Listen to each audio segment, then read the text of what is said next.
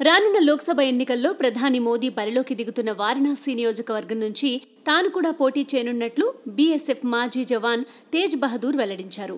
జమ్మూ కశ్మీర్లోని భద్రతా సిబ్బంది జవాన్లకు నాణ్యత లేని ఆహారం అందిస్తున్నారు అంటూ 2017లో బహదూర్ సోషల్ మీడియా వేదికగా ఆరోపణలు చేశారు.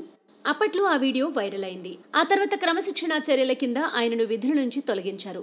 దీంతో బహదూర్ కోర్టును ఆశ్రయించారు. ప్రస్తుతం ఈ కేసు విచారణ దశలో ఉంది. అయితే ఇప్పుడు బహదూర్ వచ్చే ఎన్నికల్లో మోదీపై పోటీ చేసేందుకు సిద్ధమయ్యారు.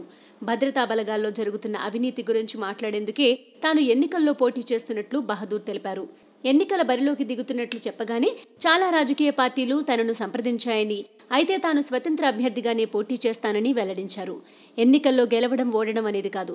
భద్రతా బలగాలు ముఖ్యంగా పారామిలిటరీ దళాల విషయంలో ప్రభుత్వ వైఫల్యాలను ఎత్తి చూపేందుకు ఈ పోటీకి దిగుతున్న జవాన్ల పేరు చెప్పి ఓట్లు సంపాదించేందుకు మోదీ ప్రయత్నిస్తున్నారు.